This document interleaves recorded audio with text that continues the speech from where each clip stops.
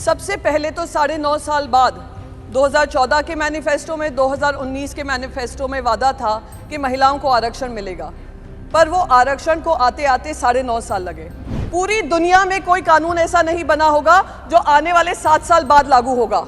आरक्षण तो दे रहे हैं, पर आरक्षण के साथ हम कंडीशन भी रख रहे हैं। दरवाज़ा तो खोल रहे हैं, पर 7.5 साल तक आपको उसमें एंट्री नहीं देंगे, ये कह रहे हैं साथ में। सबसे पहले मैं देश के पहले प्रधानमंत्री जवाहरलाल नेहरू जी की पंक्तियों से शुरू करना चाहूँगी। 75 साल बीत गए, पर उनकी आवाज़ अभी भी गूंजती है, उनके शब्द अभी भी हमारे कानों में गूंजते हैं।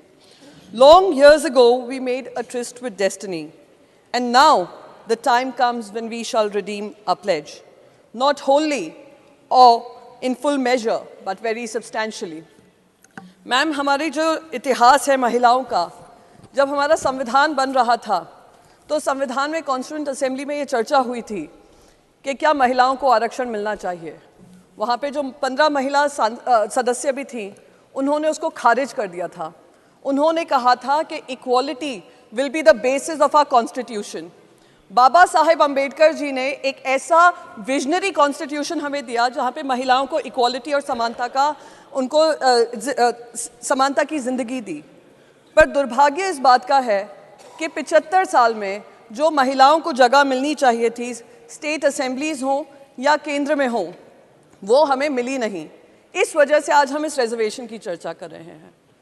आज अगर हम रिजर्वेशन की बात करते हैं, ये लड़ाई हमारी जो शुरू हुई है, इतने सालों से ये लड़ाई लड़ रहे हैं, तो मैं तो ये एक ऐतिहासिक पल मानती हूँ कि मुझे इसमें शामिल होने का सौभाग्य प्राप्त हुआ और इस बिल का समर्थन हमारी पार्टी कर रही है।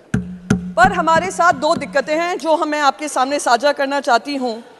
सबसे पहले तो 9.5 साल बाद 2014 के मैनिफेस्टो में, 2019 के मैनिफेस्टो में वादा था कि महिलाओं को आरक्षण मिलेगा, पर वो आरक्षण को आते आते 9.5 साल लगे।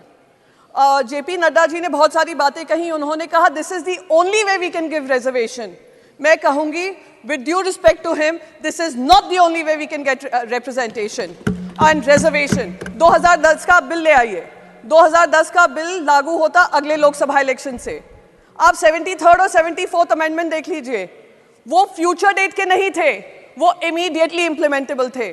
पूरी दुनिया में कोई कानून ऐसा नहीं बना होगा जो आने वाले 7 साल बाद लागू होगा। तो ये महिलाओं के साथ ये जो हो रहा है, मैं मानती हूँ उनको एक झुंझुना दिखाया जा रहा है कि आरक्षण तो दे रहे हैं, पर आरक्षण के साथ हम कंडीशन भी रख रहे हैं। दरवाज़ा तो खोल रहे हैं, पर 7.5 साल तक आपको उसमें एंट्री नहीं देंगे, ये कह रहे हैं साथ में। मैं पूछना चाहती हूँ, क्या आपको रोक रहा है? कौन सा कॉन्स्टिट्यूशन का हिस्सा है जो आपको रोक रहा है इमीडिएट इम्प्लीमेंटेशन से?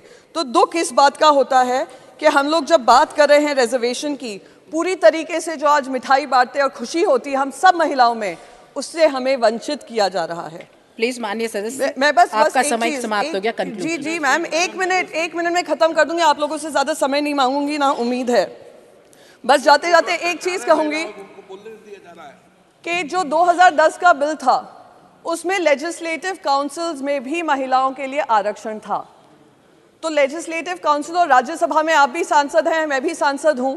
जितना लोकसभा में उन महिलाओं का रिप्रेजेंटेशन है, राज्यसभा में नहीं है। माननीय सदस्य, आपका समय होना समाप्त हो चाहिए। गया। बस इसी बात को कहते हुए मैं इसको वेलकम करती हूँ, मैं इसको सपोर्ट करती हूँ, और एक ऐसा ऐतिहासिक दिन हम रचने जा रहे हैं, उसको मैं आप सभी का, जिनने सपोर्ट किया है, आभार व्यक्त करूंगी। धन्यवाद।